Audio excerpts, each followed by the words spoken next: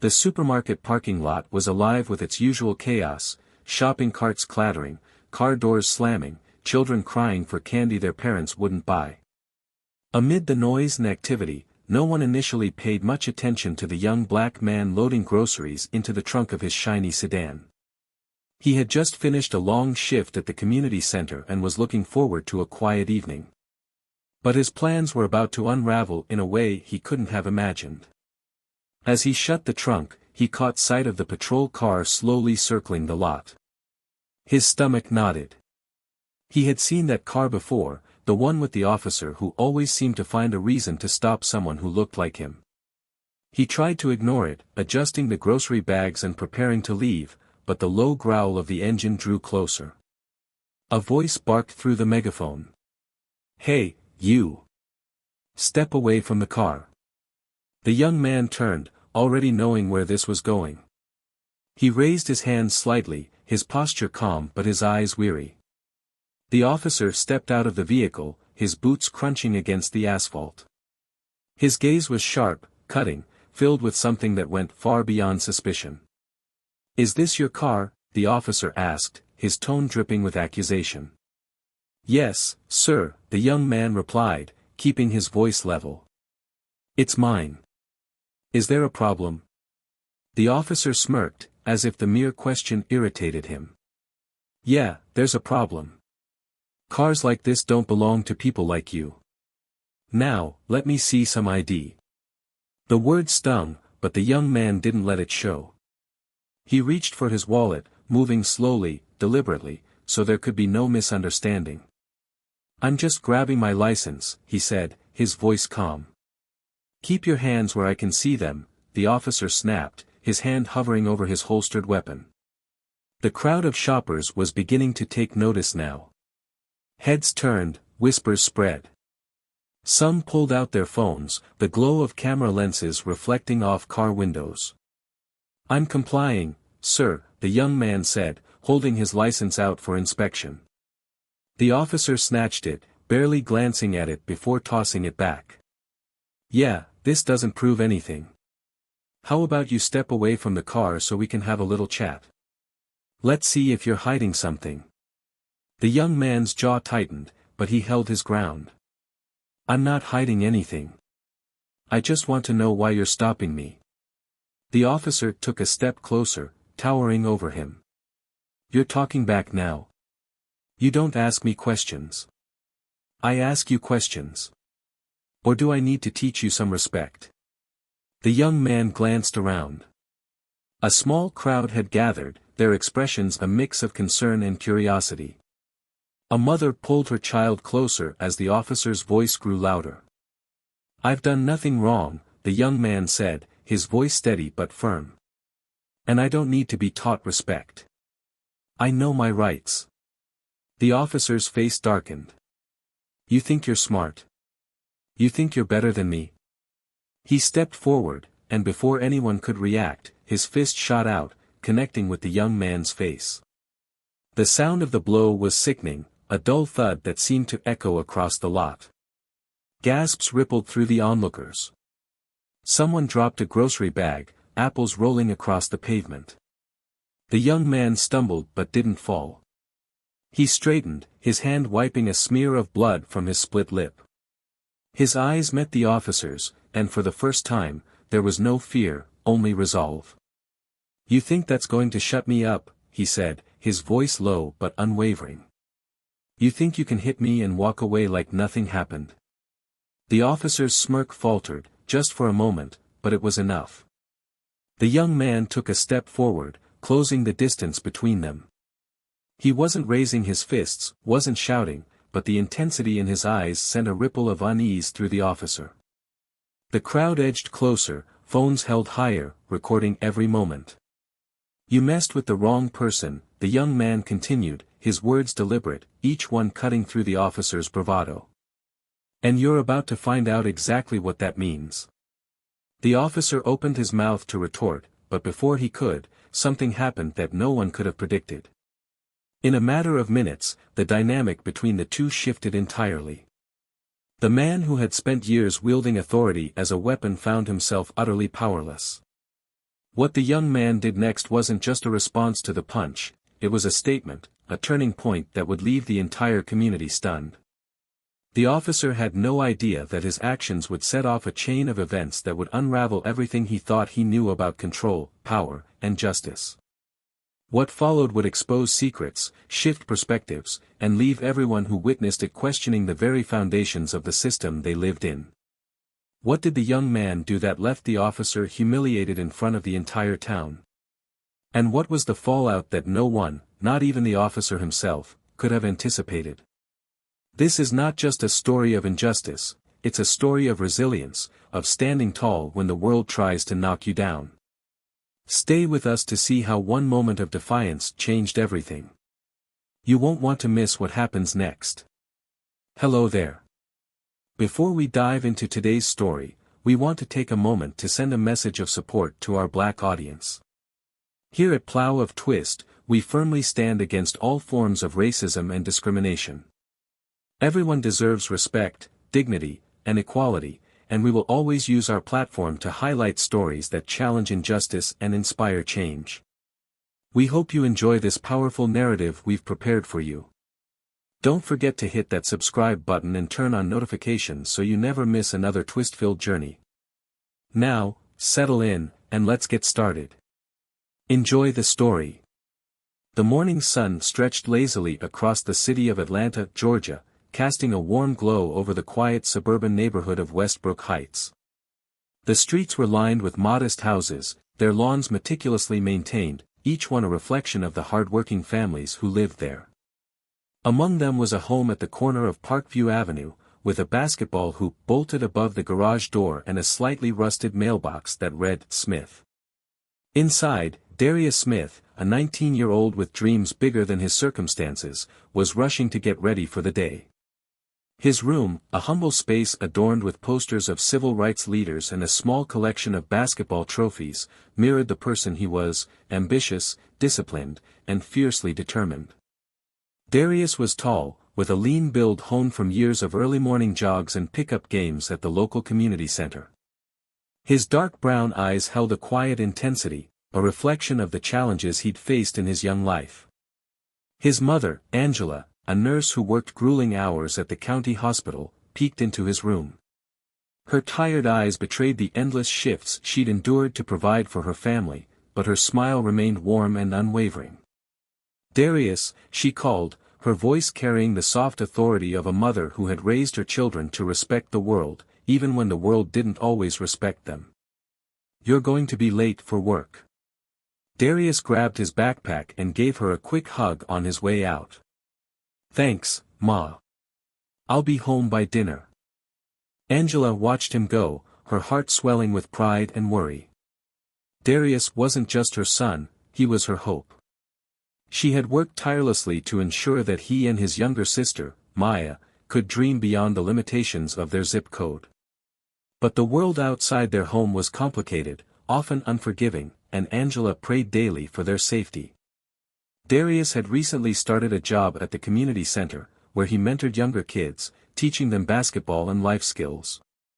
For him, it was more than just a paycheck, it was a way to give back to the place that had kept him grounded. The center was his sanctuary, a space where he wasn't judged by the color of his skin but by the strength of his character. On the other side of town, in a stark contrast to the warmth of the Smith household, Officer Brad Reynolds was starting his day. Brad lived in an upscale apartment complex downtown, a sterile, modern space that felt as cold as his demeanor. He had been with the Atlanta Police Department for nearly a decade, his record filled with commendations for bravery but also a growing list of complaints about excessive force and racial profiling. Brad was a man of routine, meticulously polishing his badge and lacing up his boots every morning as if preparing for battle. He viewed himself as a guardian of the city, though his actions often betrayed a deep-seated resentment for those he was supposed to protect. For Brad, power wasn't just a tool, it was an identity. It was what made him feel important, invincible. As he looked at himself in the mirror, his jaw tightened. His reflection showed a man who thrived on control, who believed the badge gave him the right to define right and wrong. Today, he would be patrolling a neighborhood he often referred to dismissively as Trouble Central. Westbrook Heights. The day unfolded uneventfully at first. Darius finished his morning shift at the center and decided to stop by the grocery store to pick up a few things for his mom. The Smith family didn't have much, but Darius had learned to stretch $1, making careful selections as he filled his cart. He smiled at the cashier, a friendly older woman named Mrs. Thompson, who had known him since he was a kid. "Still helping your mom out, huh?" she said with a grin as she rang up his items. "Always," Darius replied. "She's done more for me than I can ever repay." Outside, the parking lot was bustling. Darius loaded his groceries into the trunk of his car, a used sedan he had saved up to buy over 2 years of odd jobs. To him, it was more than just transportation, it was a symbol of independence, a step toward the future he was building for himself. Across the lot, Officer Reynolds had parked his patrol car. He was watching, his gaze narrowing as he noticed Darius. To Brad, Darius didn't look like someone who should be driving a car like that. In his mind, it was almost a reflex to associate the young man's appearance with trouble. Reynolds exited his vehicle, his boots hitting the pavement with purpose. He adjusted his utility belt, the metallic clink of his handcuffs audible in the quiet tension of the moment. He approached Darius just as he shut the trunk. "Hey, you!" Reynolds called out, his voice sharp and commanding. Darius turned, confused. "Yes, officer. Is there a problem?" "Step away from the car," Reynolds ordered, his hand resting on his holster. "Let me see some ID." Darius frowned but complied, reaching into his pocket. "Sure, but can I ask what this is about?" "You can ask all you want after I see that ID," Reynolds replied, his tone dismissive. "People like you don't usually drive cars like this unless they're stolen." The words hit Darius like a slap in the face. He had heard things like this before, on the news, in whispered stories from friends, but experiencing it firsthand was different. His blood boiled, but he kept his composure. "Here's my license," Darius said, handing it over. Reynolds barely looked at it before tossing it back. "Doesn't prove much. How about you pop the trunk and show me what's inside?" Darius stared at him, incredulous. "With all due respect, officer, I don't think you have any reason to search my car." Reynolds took a step closer, his posture aggressive. "Are you resisting me, son? Because that's not going to end well for you." The interaction was beginning to draw attention. A few shoppers had paused, their eyes darting between Darius and the officer. Phones started appearing in hands, their cameras recording quietly from a distance. Darius noticed but stayed focused. "I'm not resisting," he said firmly. "I just want to understand why you're doing this." Reynolds smirked, a dark glint in his eyes. "Let me make it simple for you, I don't need a reason." The tension was palpable now, the air thick with the unspoken weight of systemic injustice. Darius knew he had a choice: comply and endure the humiliation, or stand his ground and risk escalation. As he considered his next move, Reynolds leaned in closer, his voice low and menacing. "You think you're better than me, kid? Let me show you what happens when you step out of line." The seeds of conflict had been sown. Two lives, shaped by vastly different experiences, were on a collision course that would alter them both forever. For Darius, this moment would test his resolve, his courage, and his belief in justice. For Reynolds, it would be a reckoning he never saw coming. What happens when power is challenged by determination? When control is met with courage? This is only the beginning. Darius stood rooted to the spot, his heartbeat thundering in his ears. The parking lot seemed to blur around him, the sounds of shopping carts and distant conversations fading into the background. All he could hear was the officer's condescending tone and his own inner voice, telling him to stay calm, to think carefully about his next move. The crowd had grown. A young woman near the entrance of the store was holding her phone aloft, recording everything. A man with a baseball cap whispered something to his partner, both of them shaking their heads in disbelief. Darius could feel their stares, but none of it mattered more than the man in front of him, Officer Reynolds, who was now circling him like a predator. "Open the trunk," Reynolds demanded again, his voice steady but sharp. "Officer, with all due respect," Darius replied, keeping his tone level, "I've given you my ID. You've got no reason to think I've done anything wrong. So why do you need to search my car?" Reynolds's eyes narrowed, his jaw tightening. He took a step closer, the faint smell of coffee and sweat clinging to his uniform. "Do you really think you're in a position to tell me what I need to do?" His hand hovered over his holstered weapon, a subtle but unmistakable threat. Darius noticed the movement and held up his hand slightly. "I'm not trying to argue with you, sir. I'm just asking for some clarity." "Clarity?" Reynolds scoffed, his voice rising. "You want clarity? Let me spell it out for you. You're here, in this parking lot, acting suspicious, with a car that looks way out of your league. That's clarity." The word stung, but Darius refused to flinch. He clenched his fists at his sides, fighting the urge to lash out. He knew better than to give this man an excuse. His mind raced as he tried to figure out how to de-escalate the situation without surrendering his dignity. Behind him, an older woman spoke up. "Officer, we've been standing here the whole time. The young man hasn't done anything wrong." Reynolds turned his head sharply, his glare silencing her. "Stay out of this, ma'am. This doesn't concern you." "It does concern us," another voice chimed in, this time from a middle-aged man near the edge of the crowd. "We're watching. We see what's happening." The tension in the air was thick enough to cut with a knife. Darius glanced at the faces in the crowd, a mix of anger, concern, and quiet determination. He felt a flicker of hope. People were paying attention. Reynolds, however, was unfazed. If anything, the attention seemed to fuel his aggression. He stepped closer to Darius, his voice lowering but losing none of its menace. "You think these people are going to save you? Let me tell you something, kid. Out here, in the real world, there's only one thing that matters: authority. And right now, I'm the authority." Darius met his gaze, refusing to back down. "Authority doesn't mean you get to treat people like this," he said, his voice firm. "It doesn't mean you're above the law." Reynolds's face darkened, a vein pulsing at his temple. For a moment, he looked as if he might explode. Instead, he leaned in closer, his voice barely above a whisper. "You're really testing my patience. And trust me, you don't want to see what happens when I lose it." The crowd murmured, the tension palpable. Darius felt a surge of anger, but he forced himself to stay calm. He took a deep breath and spoke clearly, his words cutting through the noise. "You're doing this because you think no one's going to stop you. But you're wrong."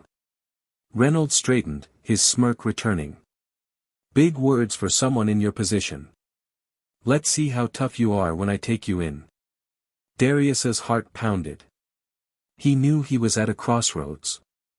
If he gave in, Reynolds would walk away feeling justified, emboldened to continue this behavior with others. But if he resisted too strongly, things could spiral out of control. He needed to find another way, a way to stand up for himself without losing everything in the process. "Is there a problem here?" The voice came from behind the crowd, deep and commanding.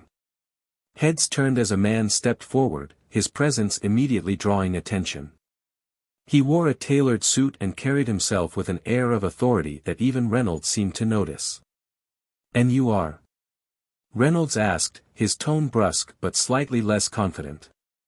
The man flashed a badge, his expression calm but unyielding. "I'm Marcus Green, District Attorney. I was on my way out when I saw this commotion.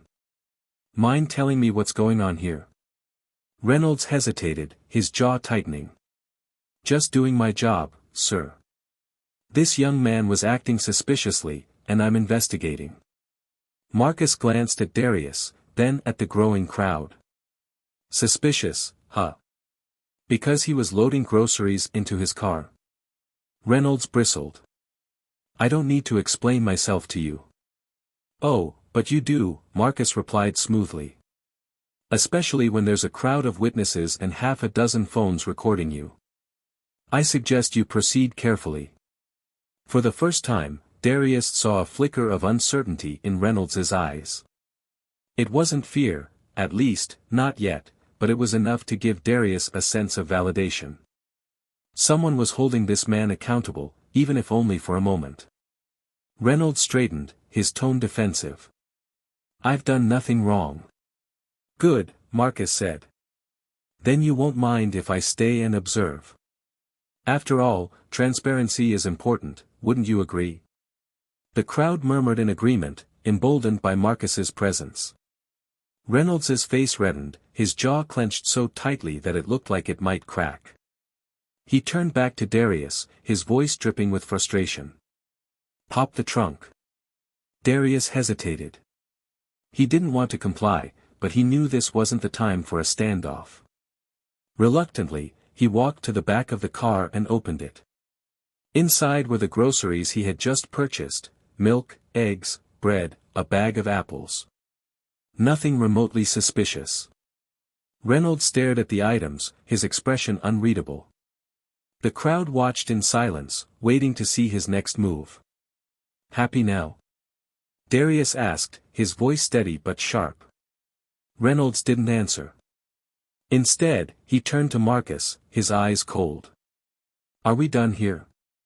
Marcus raised an eyebrow. That depends. Are you going to apologize to this young man for wasting his time?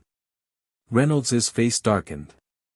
He looked at Darius, then at the crowd, his pride clearly warring with his better judgment. Finally, he muttered, Fine. Sorry. It wasn't sincere, and everyone knew it. But for now, it was enough. Marcus nodded, his expression calm but firm. Good. Now, I suggest you move along before this turns into something you can't walk away from. Reynolds glared at Darius one last time before stalking back to his patrol car. The crowd began to disperse, murmuring among themselves about what they had just witnessed. Darius closed the trunk, his hands shaking slightly. Marcus approached him, his expression softening. You handled that well, he said. Most people wouldn't have kept their cool. Darius nodded, grateful but still shaken. Thanks for stepping in. Marcus smiled faintly. Just doing my job. But you should know, this isn't over. People like him don't let things go easily. Darius's stomach tightened at the warning. He didn't know what Marcus meant, but he had a sinking feeling that this was just the beginning. And he was right. What came next would change everything. The late afternoon sun was beginning to dip behind the skyline, casting long shadows across the grocery store parking lot. Darius sat in his car, gripping the steering wheel so tightly his knuckles turned white. His mind raced, replaying every moment of the encounter with Officer Reynolds. The tension, the humiliation, the feeling of helplessness, it all clung to him like a heavy weight he couldn't shake. In the rearview mirror, he noticed the patrol car parked a few rows behind him. Reynolds hadn't left. He was sitting there, watching. Waiting. Darius's jaw tightened. This wasn't over, not by a long shot. A part of him wanted to drive away, to leave this parking lot and put the entire ordeal behind him, but another part of him, the part that was tired of being pushed around, refused to back down. Darius took a deep breath, pulled out his phone, and made a call.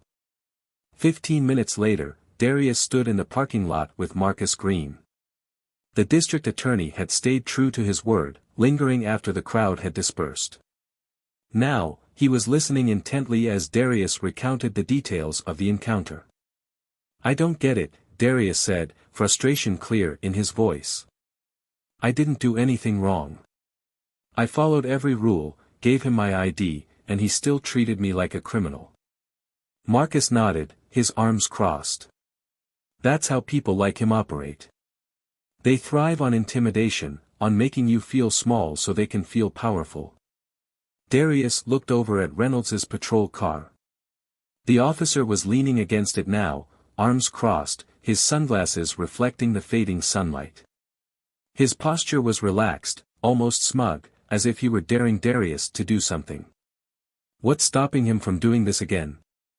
Darius asked, his voice tinged with anger.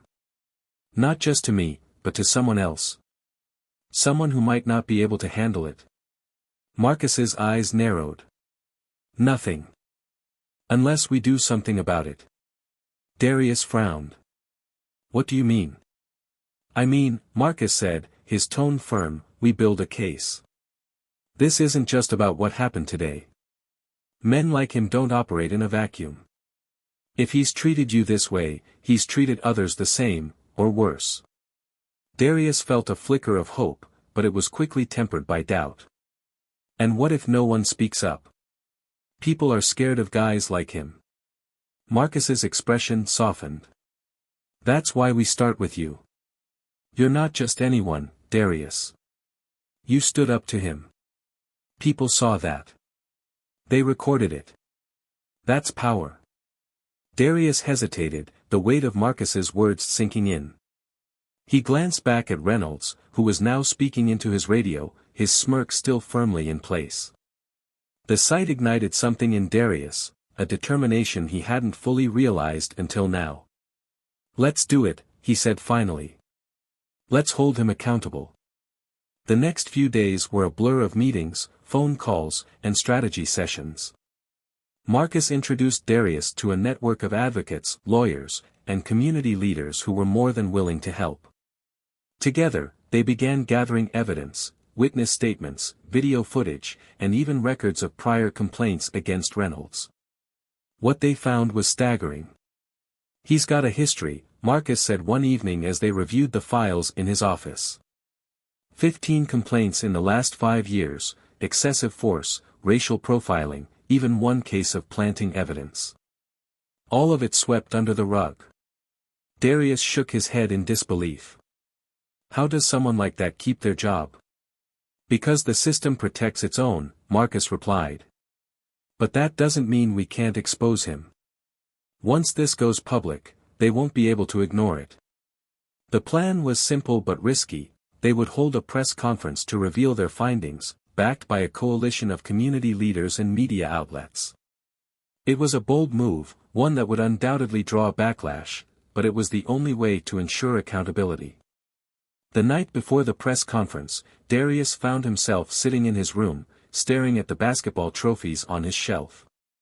His sister, Maya, poked her head in, her curious eyes scanning his face. "You okay?" she asked softly.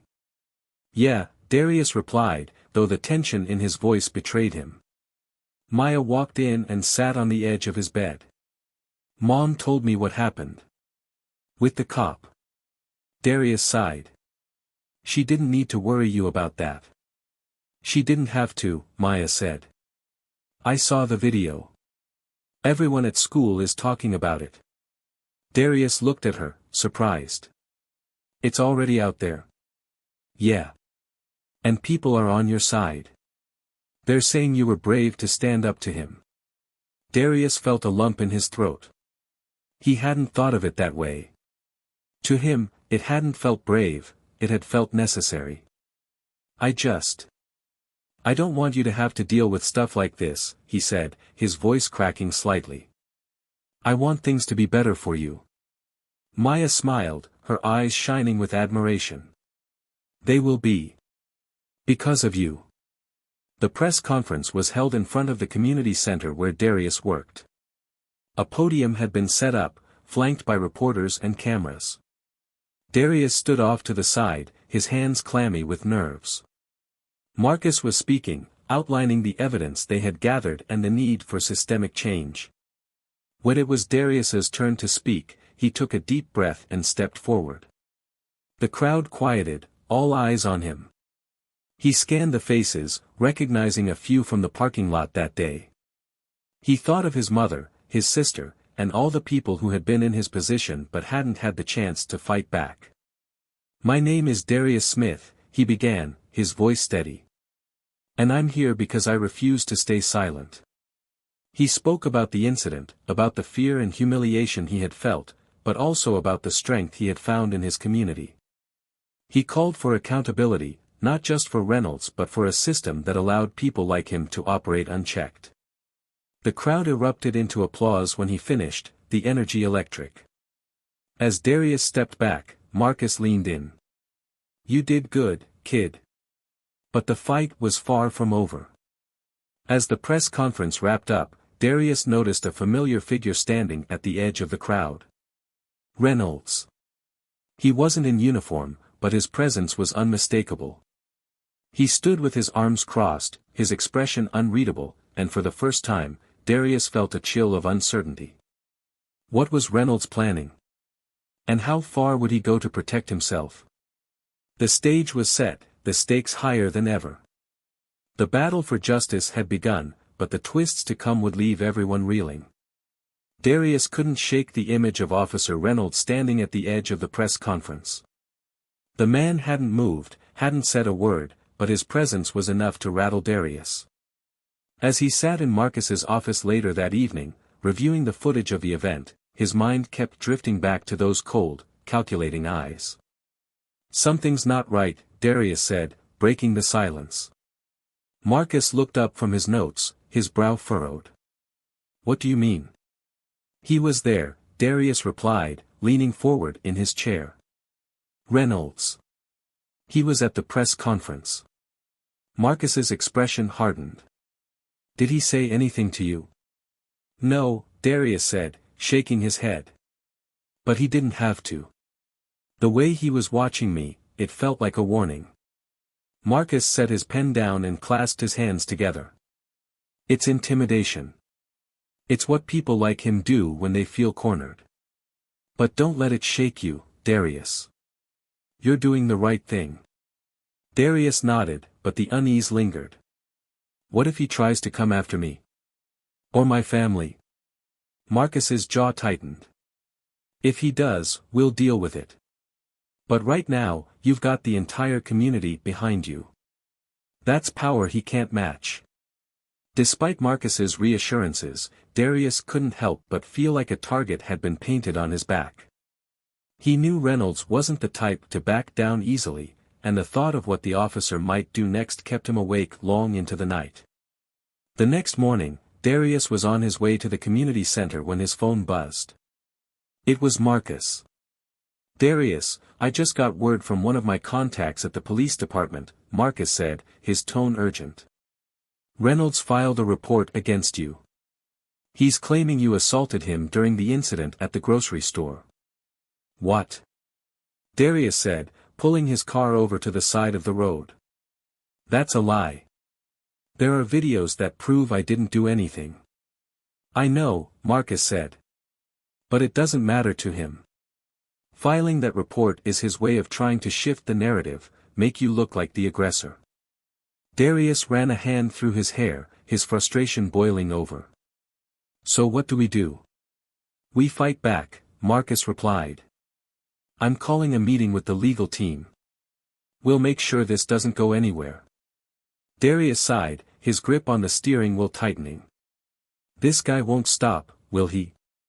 "No," Marcus said. "But neither will we." Later that day, Darius arrived at the community center, hoping to find some semblance of normalcy. As he walked through the gym, the sound of basketballs hitting the court and kids laughing brought a small smile to his face. This was his sanctuary, a place where he felt like he could make a difference. But his peace was short-lived. As he was setting up for a workshop, his coworker, Jasmine, approached him, her expression worried. "Darius, you need to see this," she said, holding up her phone. On the screen was a video, seemingly taken from a body camera. The footage showed a distorted version of the incident in the parking lot, one that had been heavily edited to make it look like Darius had been the aggressor. The caption read, "Community hero or criminal? New evidence emerges." Darius's heart sank. "Where did you find this?" "It's everywhere," Jasmine said. "Someone leaked it to the media." People are already talking about it. Darius felt a wave of panic. This was exactly what Reynolds wanted, to turn public opinion against him, to make him look like the villain. But as he scrolled through the comments, he noticed something surprising. While some people were quick to condemn him, others were defending him, pointing out the inconsistencies in the footage and calling out the blatant manipulation. "Not everyone's buying it," Jasmine said, reading his expression. "People know you, Darius. They know what kind of person you are." Darius nodded, but the knot in his stomach remained. "We need to figure out who leaked this." That evening, Marcus gathered the team to address the growing crisis.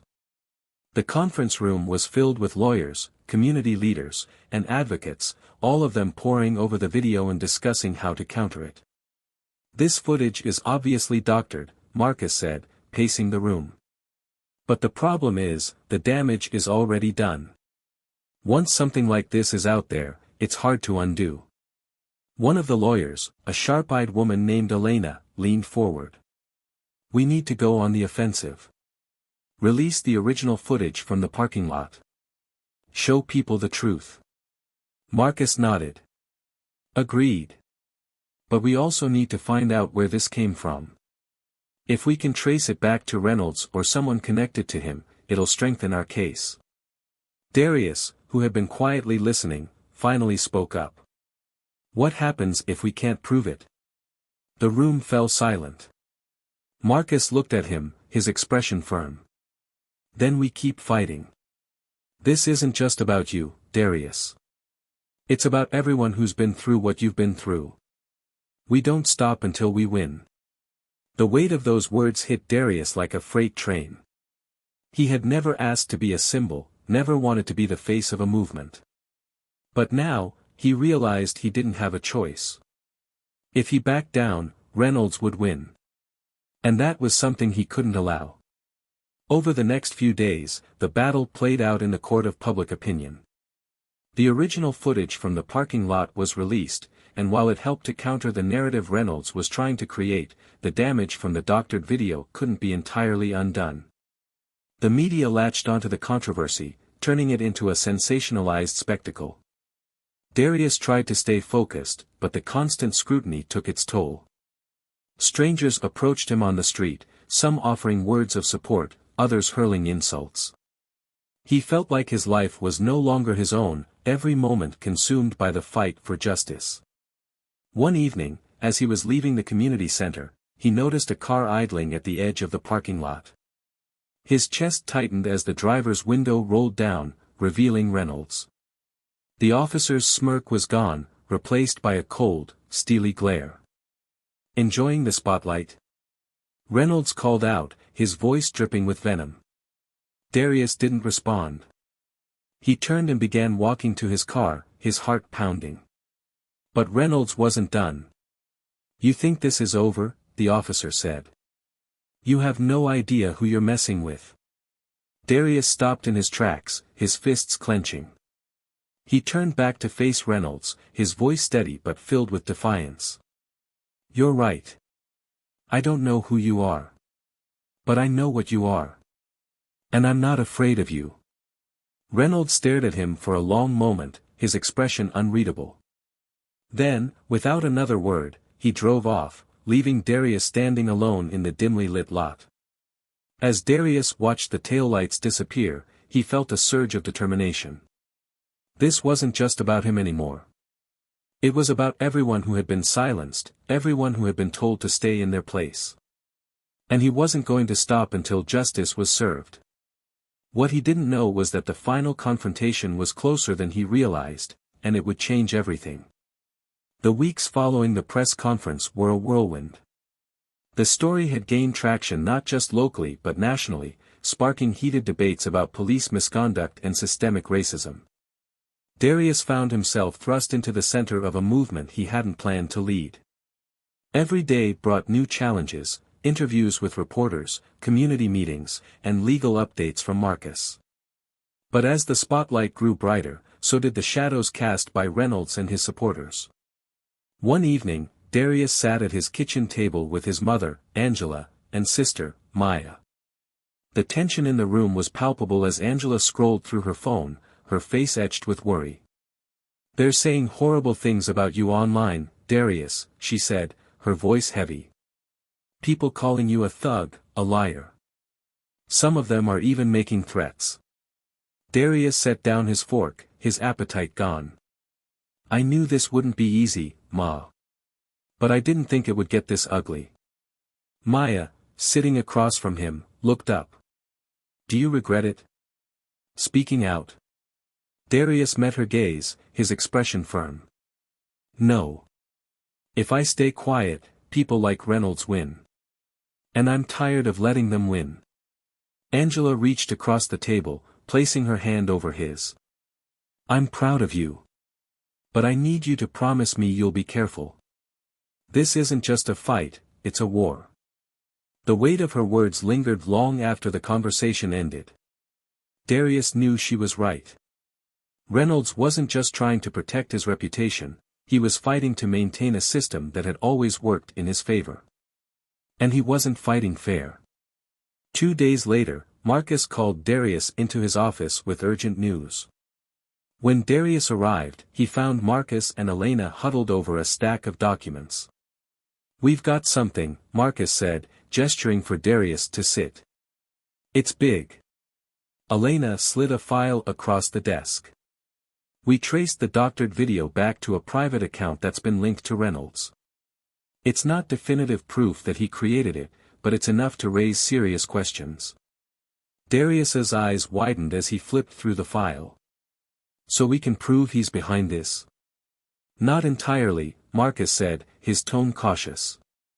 "But it's a step in the right direction. And we've also found something else, something potentially more damaging." He handed Darius another file. Inside were records of Reynolds's past actions, including internal complaints from fellow officers and witnesses who had accused him of misconduct. One case stood out, a lawsuit from a man who claimed Reynolds had falsified evidence to secure a conviction. The case had been settled quietly, with the details sealed. "This is a pattern," Elena said. "He's been doing this for years, and the department has been covering for him." Darius felt a surge of anger. "So what do we do with this?" "We make it public," Marcus said. "But we have to be strategic. If we release this too soon, without enough evidence to back it up, it could backfire. And if we wait too long?" Darius asked.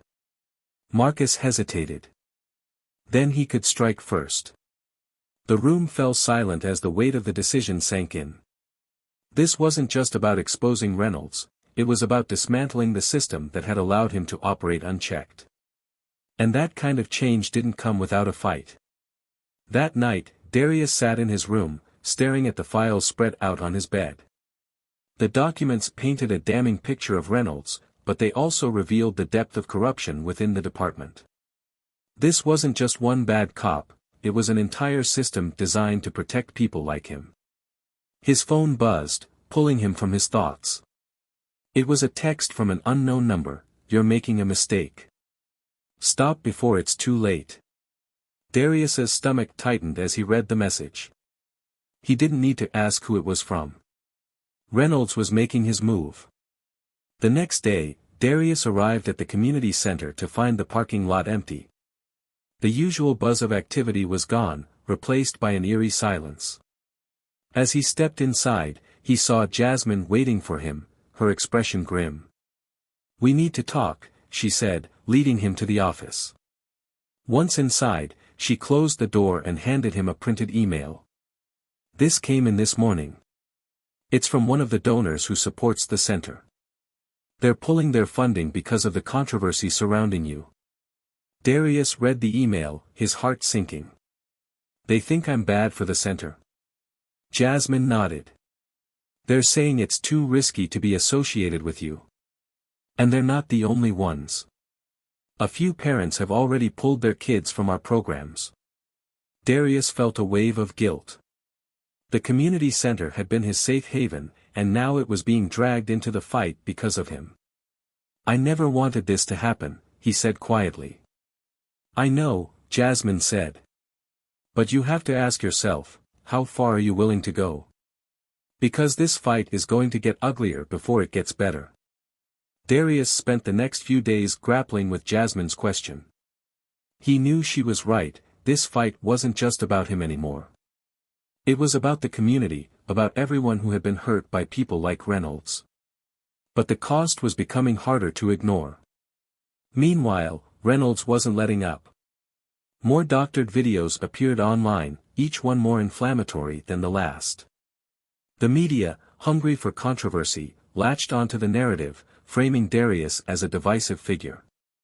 Some outlets painted him as a hero, while others labeled him a troublemaker. The constant scrutiny was exhausting. Late one evening, Marcus called Darius with an update. "We've got another witness," he said. "A former officer who worked with Reynolds. He's willing to testify." Darius's eyes widened. "Are you serious?" "Dead serious," Marcus replied. "But there's a catch. He's scared. He knows what Reynolds is capable of, and he doesn't want to go public unless he's guaranteed protection." Darius leaned back in his chair, his mind racing. This could be the breakthrough they needed, but it also came with risks. "Can we protect him?" he asked. "We'll do our best," Marcus said. "But he needs to know you're committed to this. If you back out now, he won't come forward." Darius nodded, the weight of the decision settling on his shoulders. "Tell him I'm in." The next morning, Darius met with the witness, a man named Officer James Calloway. Calloway was in his late 40s, with tired eyes and a nervous demeanor. As they sat in Marcus's office, he recounted his experiences working with Reynolds. "He's not just a bad cop," Calloway said, his voice shaking. "He's dangerous. He used to brag about planting evidence, about intimidating witnesses. And anyone who tried to speak out against him, they got silenced." Darius felt a chill run down his spine. "Why are you coming forward now?" Calloway hesitated. "Because I'm tired of being part of the problem. And because I see what you're trying to do. You've got courage, kid. More than I ever did." The conversation left Darius both hopeful and uneasy. Calloway's testimony could be a game-changer, but it also meant the stakes were higher than ever. As the days passed, the tension continued to build. The media frenzy showed no signs of slowing down, and the pressure on Darius was mounting. But through it all, he refused to back down. One evening, as he was leaving the community center, he noticed a car parked across the street. His heart raced as the driver's door opened, and Reynolds stepped out. "What do you want?" Darius called out, his voice steady despite the fear gnawing at him. Reynolds smirked, his expression cold and menacing. "I just wanted to see how far you're willing to take this." Darius clenched his fists. "As far as I have to." Reynolds' smirk faded, replaced by a glare.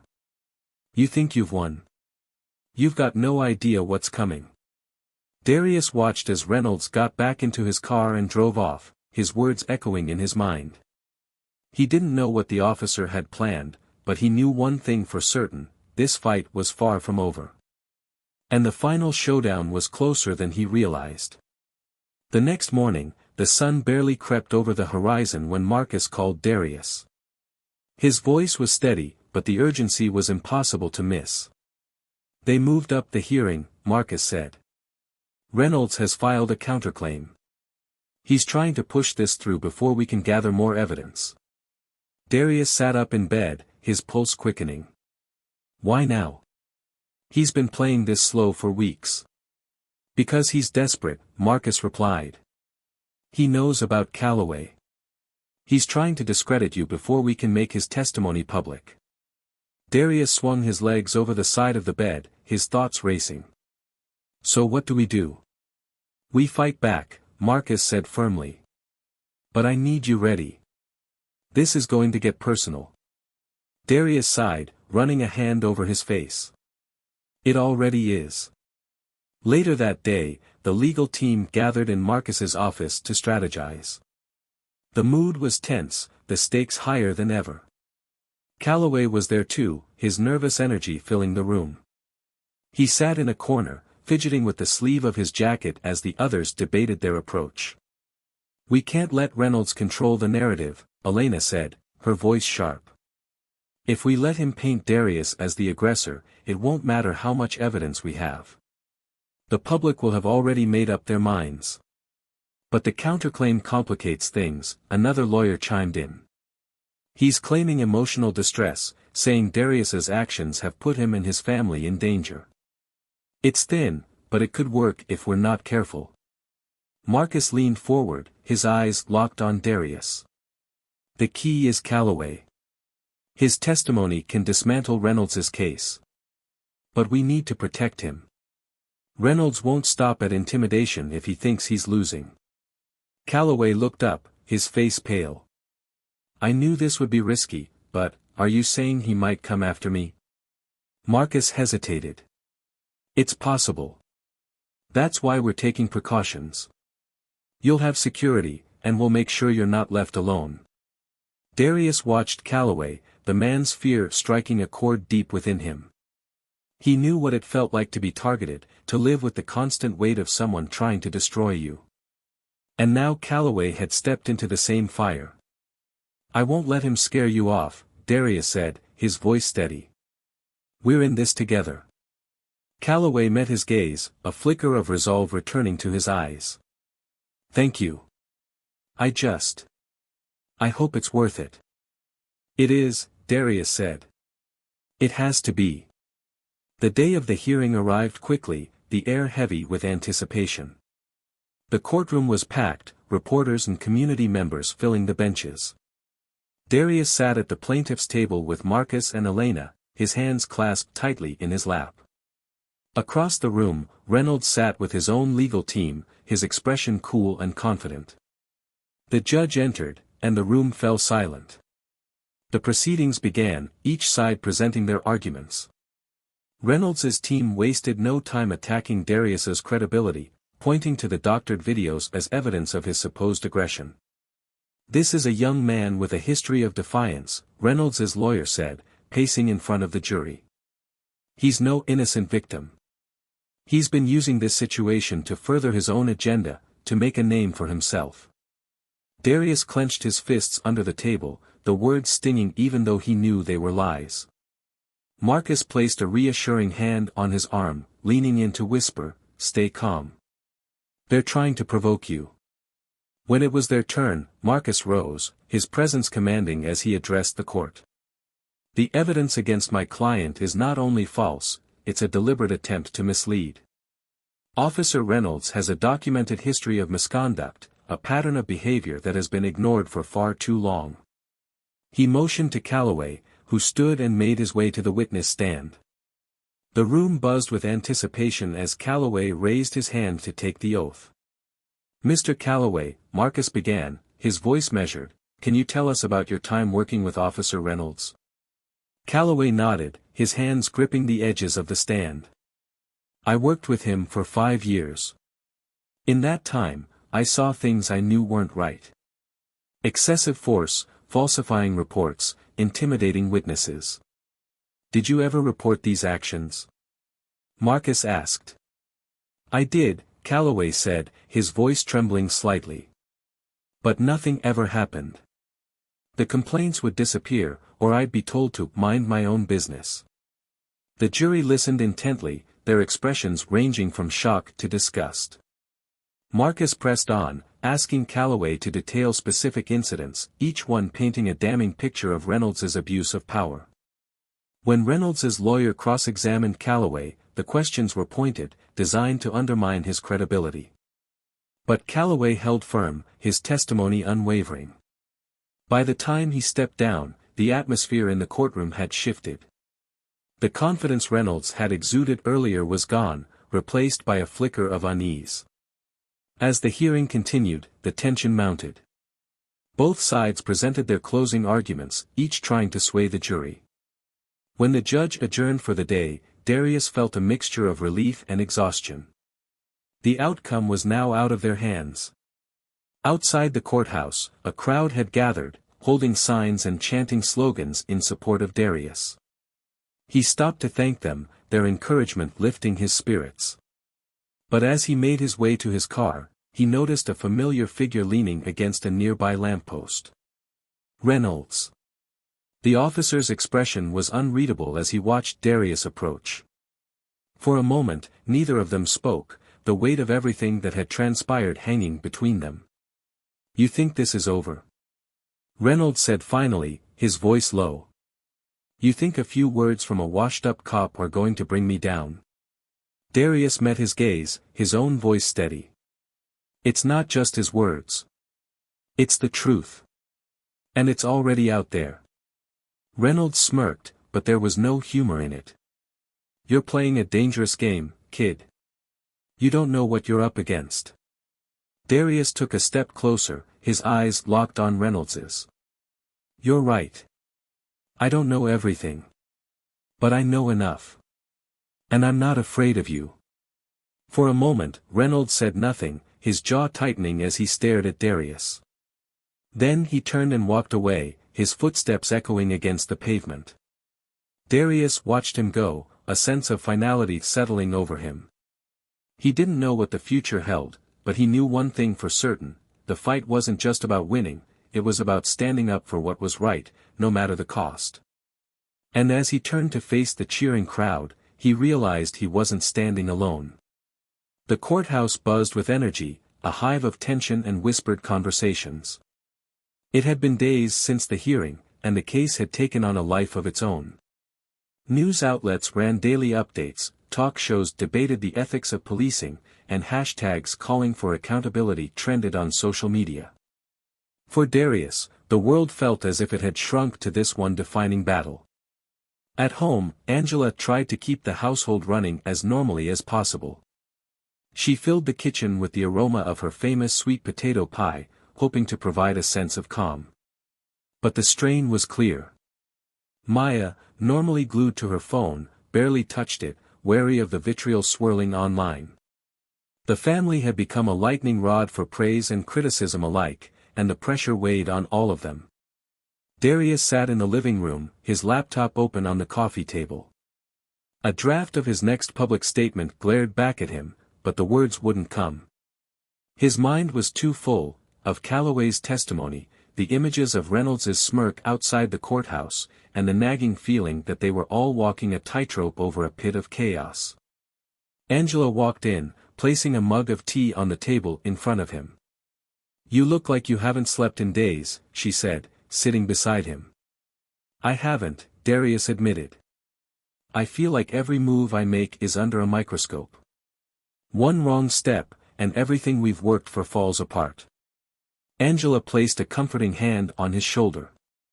"You're doing more than anyone could have asked, Darius. But don't forget, you're not alone in this. You've got people behind you." Darius nodded, but her words did little to ease the storm inside him. He glanced at the corner of the room, where a stack of envelopes sat unopened. Letters from supporters, well-wishers, and people sharing their own stories of injustice. He hadn't been able to bring himself to read them. The weight of their expectations felt like too much to bear. The next day, Marcus called an emergency meeting at his office. Darius arrived to find Elena, Calloway, and a few other members of the team already there, their faces grim. "What's going on?" Darius asked, closing the door behind him. Marcus gestured for him to sit. "We've got a development," he said, sliding a folder across the table. "One that complicates things." Darius opened the folder, his eyes scanning the documents inside. It was a report detailing a recent incident involving Calloway. According to the report, he had been stopped by police 2 nights earlier and found in possession of narcotics. The arrest had been quiet, not making the news, but it was enough to cast doubt on his credibility. "This has Reynolds written all over it," Marcus said. "He's trying to discredit Calloway before the jury deliberates." Elena nodded. "The timing is too convenient. And the arresting officer is someone Reynolds has worked with before. It's a setup." Darius's stomach sank. "Can we prove that?" Marcus hesitated. Not yet. But even if we can, the damage is already done. Calloway's testimony is critical, and now the defense can use this to undermine him. Calloway, who had been silent until now, spoke up. I knew this would happen, he said, his voice trembling. I knew he'd come after me. Maybe it's better if I step back. I don't want to hurt the case. No, Darius said firmly. That's exactly what he wants.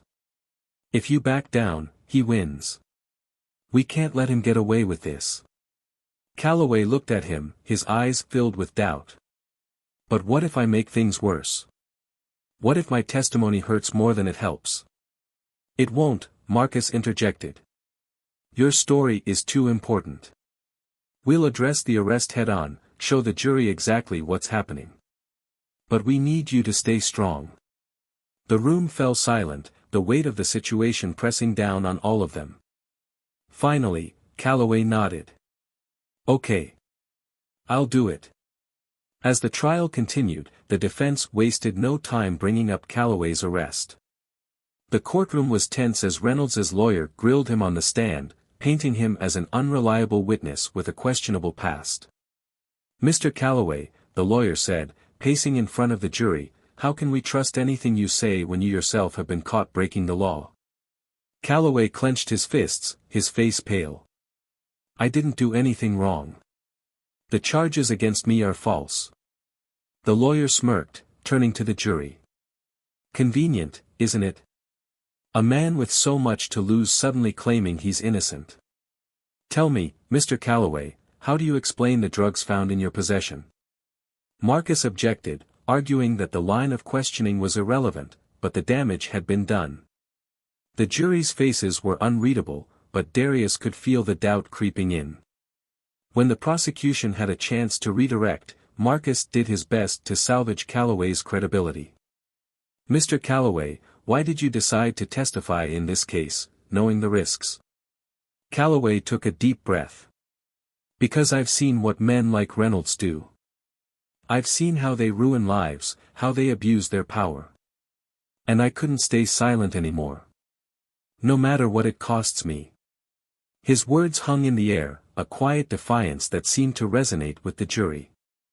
But Darius couldn't shake the feeling that the defense had managed to plant seeds of doubt. Outside the courthouse, the mood was somber. Darius stood with Marcus and Elena, the weight of the day pressing down on him.